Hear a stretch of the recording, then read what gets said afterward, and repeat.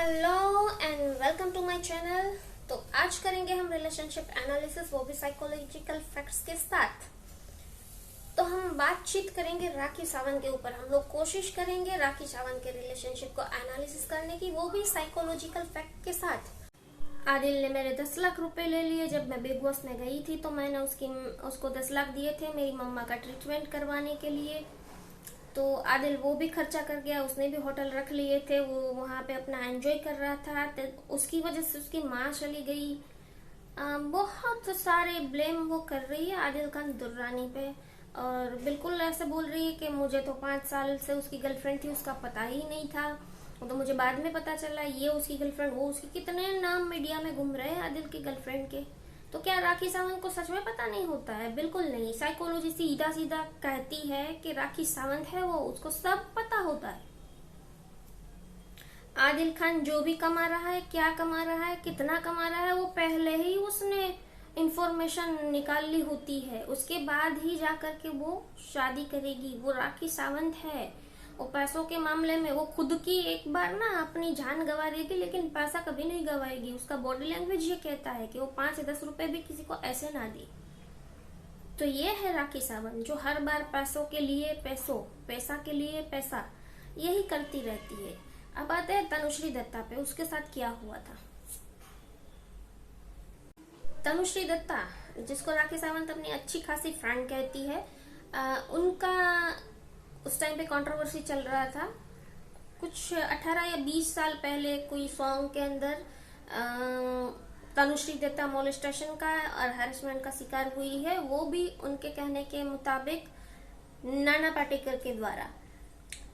तो उस टाइम पे उन्होंने लीगल एक्शन भी लिया था, लेकिन कुछ नहीं हुआ। लेकिन बाद में वो जब आई तो एक इंटरव्यू के दौरान कुछ उनके साथ जो भी छेड़खानी हुई थी वो बोल रही थी, और उस टाइम पे लोग उसके साथ जुड़ते गए कि हमको हैरेसमेंट के खिलाफ बोलना है, एक्शन लेनी है।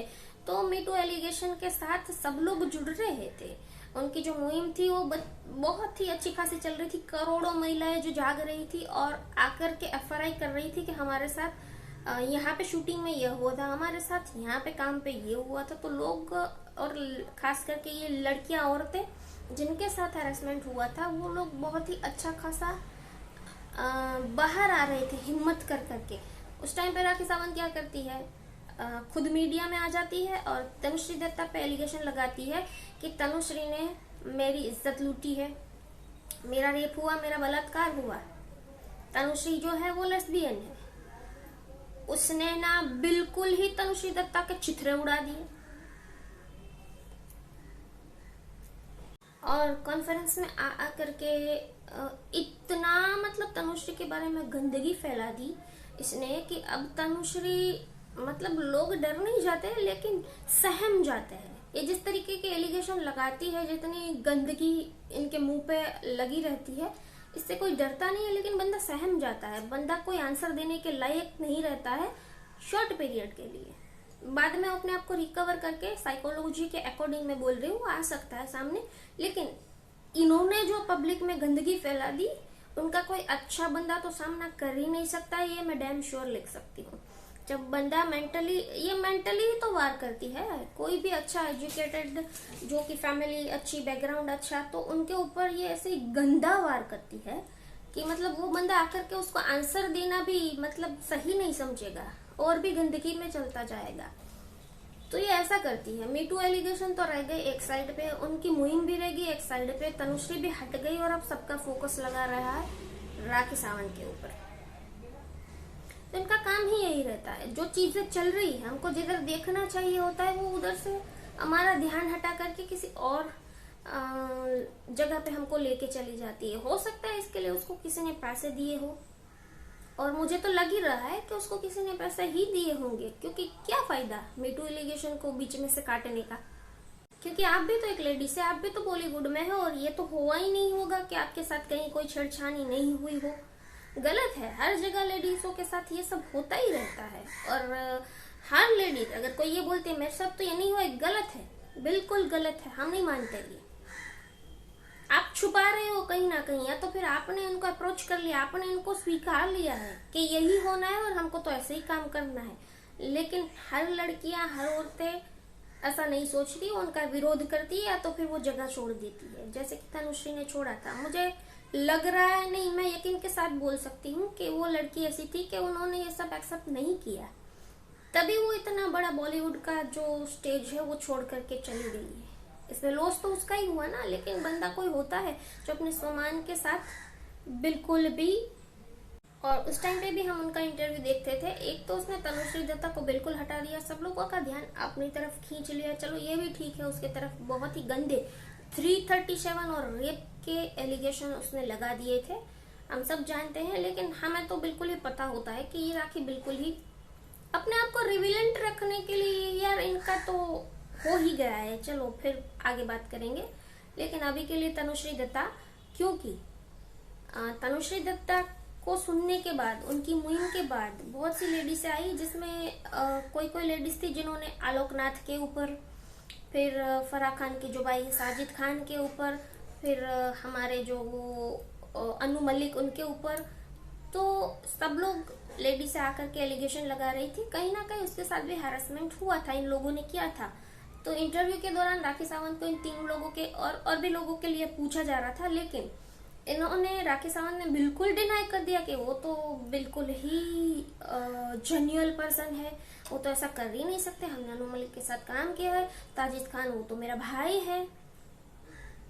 तो आप अकेले हो जो सारी औरतों को डिनाई कर रहे हो, आखिर क्यों करना होता है आपको ऐसा? कि आपके साथ कभी हैरेसमेंट नहीं हुआ? अगर बॉलीवुड में है, बॉलीवुड तो क्या, हम तो किसी भी जगह पे बोलेंगे, किसी भी जगह पे अगर आप है, लेडीजों के साथ मॉलेस्टेशन, हैरेसमेंट होता ही होता है। और मीटू एलिगेशन के चलते शर्लिन चोपड़ा, जो कि हम उसको, शर्लिन चोपड़ा को उससे पहले कभी नहीं जानते थे, हमने पहली बार ही देखा था। उस टाइम पे मैं राखी सावंत को देखती थी, तनुश्री दत्ता को देखती थी, इसलिए शर्लिन चोपड़ा ने उस टाइम पे साजिद खान पे मीटू एलिगेशन लगाया था, एफआरआई करी थी। तो उस टाइम पे राखी सावंत कॉन्फ्रेंस में आकर के, हालांकि उसका बोलना बनता ही नहीं था, ना तो तनुश्री दत्ता में उसका बोलना बनता था, ना ही किसी में, ना ही शर्लिन चोपड़ा में, क्योंकि सब लोग अपने अपने साथ जो भी छेड़खानी हुई उनके लिए न्याय में, कोर्ट में जा रहे हैं, तो हमारा बीच में बोलना बनता ही नहीं था। लेकिन राखी सावंत ने वहां पे भी बोला कि साजिद खान तो मेरा भाई है, वो तो ऐसा कर ही नहीं सकता, और इसकी गंदी गंदी तस्वीरें दिखा रहे हैं, बहुत कुछ कर रहे हैं कॉन्फ्रेंस में। लेकिन आपको यह हक कौन देता है कि आप कॉन्फ्रेंस में आकर के पूरी दुनिया के सामने किसी के भी चिथड़े उड़ा दोगे? आप एक ही चीज पकड़ के बैठे हो, 337 रेप, दोस्त दोस्त ना रहा। तनुश्री दत्ता के टाइम पे इंटरव्यू में भी उसने बोला था, उसने मेरा रेप कर दिया, दोस्त दोस्त ना रहा, जिंदगी हमें तेरा एतबार ना रहा। आप उस टाइम पे भी वही गा रहे हो, और अब राजश्री के टाइम पे भी यही गा रहे हो, दोस्त दोस्त ना रहा। शर्लिन के टाइम पे भी आपने यही कहा था, शर्लिन ठीक नहीं है। तो इनका डायलॉग सेम ही सेम रहता है, इनका गाना भी सेम रहता है, दोस्त दोस्त ना रहा। राजश्री के टाइम पे भी यही गा रही है, तनुश्री दत्ता के टाइम पे भी यही गा रही थी। दुश्मन न करे दोस्त ने वो काम किया है, जब तनुश्री के ऊपर इसने वार किया था। हालांकि तनुश्री ने इसको आंसर ही नहीं किया था, हम समझ रहे थे कि तनुश्री बहुत ही अच्छे परिवार से बिलोंग करती है, इसलिए इसको इग्नोर कर रही है। लेकिन उस टाइम पे भी ये गा रही थी, दुश्मन न करे दोस्त ने वो काम किया है। राजश्री के टाइम पे भी ये गा रही है, इनके 2 गाने फेवरेट होते हैं। और जब आदिल आ गया है तो दोस्त दोस्त ना रहा, प्यार प्यार ना रहा, ये गाना गा रही है। और सेम एलिगेशन तनुश्री के टाइम पे, या फिर अभिषेक हो, या फिर दीपक हो, या फिर कोई भी हो, 337 रेप केस, पैसा लूट लिया। मैं तो बिल्कुल इनोसेंट थी, मुझे बिल्कुल पता ही नहीं था कि रितेश शादीशुदा है, मैं तो बिल्कुल इनोसेंट हूँ, मुझे तो पता ही नहीं है कि आदिल दुर्रानी बिल्कुल ही पैसों वाला नहीं है, उसकी 5 साल से गर्लफ्रेंड है। मैं तो बिल्कुल इनोसेंट हूँ ना। मेरी मम्मी को कैंसर रहता है, किसी ने मेरे को हेल्प ही नहीं की। सेम चीजें आप बोल रहे हो, कुछ भी नया नहीं है। साइकोलॉजी के अकॉर्डिंग मैं आपको बताना चाहूंगी कि ये क्या है।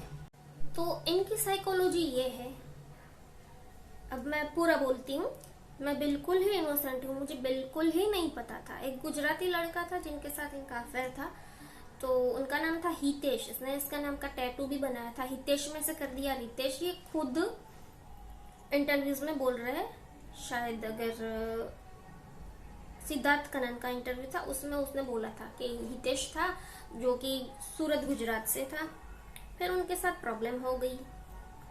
लेकिन मैं तो इनोसेंट हूँ, मुझे नहीं पता होता ये क्या कर रहे हो, इनकी लाइन ही यही होती है, मैं तो बिल्कुल इनोसेंट हूँ, मुझे बिल्कुल नहीं पता था कि इनके साथ ये है या वो है, ये बिल्कुल पैसे वाला नहीं है, इसने मुझे सीढ़ी बना लिया, इसने मेरा इस्तेमाल कर लिया बॉलीवुड में आने के लिए।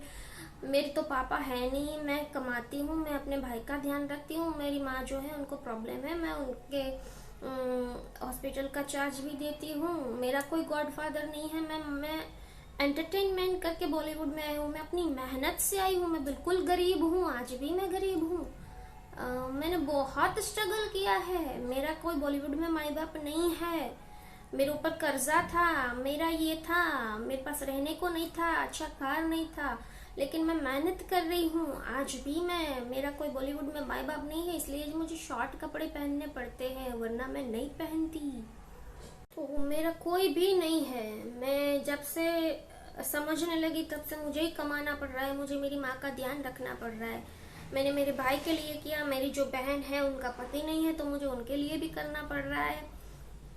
तो मैं बहुत मेहनत से आई हूँ, मेरा कोई नहीं है, मैं अकेली रहती हूँ, मुझे मेरी माँ को देखना पड़ रहा है, मुझे कोई सपोर्ट नहीं कर रहा है। ये इस तरीका से सिंपैथी गेन करती है कि सामने वाला जो भी बंदा है उसकी बात में आ जाएगा, उसको सच में लगने लगा कि यार इसके तो माई बाप अब हम ही है, अब इसके पास पैसा नहीं है तो इसका हम ही चलाएंगे। तो ये बंदा ये नहीं कि सामने जाके बोलता है कि आप बेल मुझे मारिए, नहीं होता है, लेकिन ये सिंपैथी गेन करना अच्छे से जानती है। इसकी साइकोलॉजी ये है, अगर आपके पास 20,000 है तो उसमें से 15,000 कैसे निकलवाने ये अच्छे से जानती है। इसको पैसे कमाने आते हैं लेकिन साइकोलॉजी के साथ कमाती है, ये ऐसे माहौल पैदा कर देती है, अगर वो आपके साथ बोलेगी तो आपको यही लगेगा कि मैं हूँ उसका भाई हूँ, या मैं ही जो हूँ उसके लिए मैं ही हूँ और कोई है ही नहीं। तो ये इनका ना साइकोलॉजी ऐसा ही होता है, और इनका रेगुलर डायलॉग होता है सिंपैथी गेन करने के लिए, फिर अपने आप को मीडिया में रिवेलेंट रखने के लिए। हर बार मीडिया में यही छा जाती है, बस हम लोग भी, मैं खुद भी उसको देखती हूँ, मोबाइल खोलते ही वही आ जाते हैं, मैं देखती हूँ। लेकिन उनको पता है कि किस तरीका से मीडिया में रिवेलेंट रहना है, किस तरीके से पब्लिक के बीच में हमको ये अच्छे से जानती है कि किस तरीका से सबका ध्यान इसके ऊपर ही रहना चाहिए, या तो फिर ये जानबूझ के करती है कि जो चीजें हो रही है उनको कैसे ऑफबीट करा जाए, उनको कैसे धक्का दे दी जाए। जैसे कि तनुश्री दत्ता के टाइम पे हमको लग रहा था कि देश दुनिया को कुछ फायदा होने वाला है, ये जो मीटू एलिगेशन के मुहिम चला रही थी, क्योंकि बहुत से लोग जाग रहे थे, लेडीज से भी जेंट्स भी, उनको पता चल रहा था कि भाई ये जो मोलेस्टेशन हैरेसमेंट होता है ये गलत हो रहा है, इनके खिलाफ हम आवाज उठा सकते हैं, लीगल एक्शन ले सकते हैं, तो बहुत अच्छा होने जा रहा था। इस बीच ये आकर के सबका ध्यान अपनी और डाइवर्ट कर देती है और तनुश्री को बिल्कुल ही मेंटली डिस्टर्ब करके छोड़ देती है। लेकिन यहाँ पे ये भी हो सकता है क्योंकि पैसों के लिए राखी सावंत तो कुछ भी कर सकती है, तो हो सकता है कि कुछ लोगों ने मीटू एलिगेशन या फिर ये जो चीजें चल रही थी उनको बीच में रोकने के लिए, ध्यान घुमाने के लिए, रोकने के लिए, या तो फिर तनुश्री या फिर और भी लोग होते हैं जिनका इमेज जो चल रही थी बॉलीवुड में या देश दुनिया में, उनको बिल्कुल नीचे गिराने के लिए राखी सावंत को पैसे दिए हो। क्योंकि राखी सावंत टोटली सबको डिनाई कर रही थी, जिन लेडीजों ने आकर के बॉलीवुड के कुछ लोगों के ऊपर एलिगेशन लगाए, FRI लगाई, तो ये बिल्कुल डिनाई कर रही थी अपने मुंह से। तो हो सकता है किसी ने राखी सावंत को खरीद लिया हो, क्योंकि ये पैसों के लिए कुछ भी कर देती है, किसी को भी प्रमोट कर देगी, किसी को भी गिरा देगी, किसी का भी ध्यान कहीं जा रहा है तो उनको भटका करके कहीं और कर देगी। लेकिन उस टाइम पे मुझे ये लग रहा था कि राखी सावंत को बिल्कुल ही किसी ने खरीद लिया है, वो चंद पैसों के लिए जो अच्छी खासी मुहिम चल रही थी वो उसको बीच में रोक रही थी, और तनुश्री दत्ता ऐसे साइड हो गई, पता नहीं कहाँ गया मीटू, कहाँ गई तनुश्री। और सेम यही हो रहा था जब चंद्रयान चल रहा था, चंद्रयान की चीजें जो हमको लाइव देखनी चाहिए थी हम उसको छोड़ करके राखी सावंत के कॉन्फ्रेंस देख रहे थे, क्योंकि उस टाइम पे आदिल दुरानी जेल से बाहर आ गई थी। तो ये जो बंदी है ना, ये बिल्कुल अच्छे से जानती है इन के लोगों का साइकोलॉजी के साथ कैसे खेले, हम लोग कैसे उसको पसंद करें, हम लोग कैसे उसको देखें, वो कैसे रिवेलेंट रखे अपने आप को, वो कैसे अपने आप को सरवाइव करे, कैसे सबके पास से पैसे ले बिचारी बन के,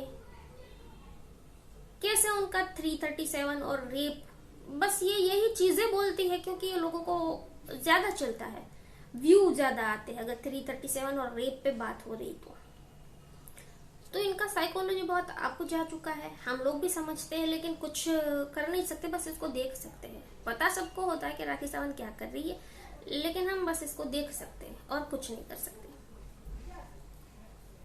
और ये वीडियो काफी लंबी हो रही है, इस वजह से हमको इसका दूसरा पार्ट भी बनाना पड़ेगा, तो अभी के लिए हम इस वीडियो को यहीं पे रोकते हैं, मिलते हैं नेक्स्ट वीडियो में, तब तक के लिए बाय बाय।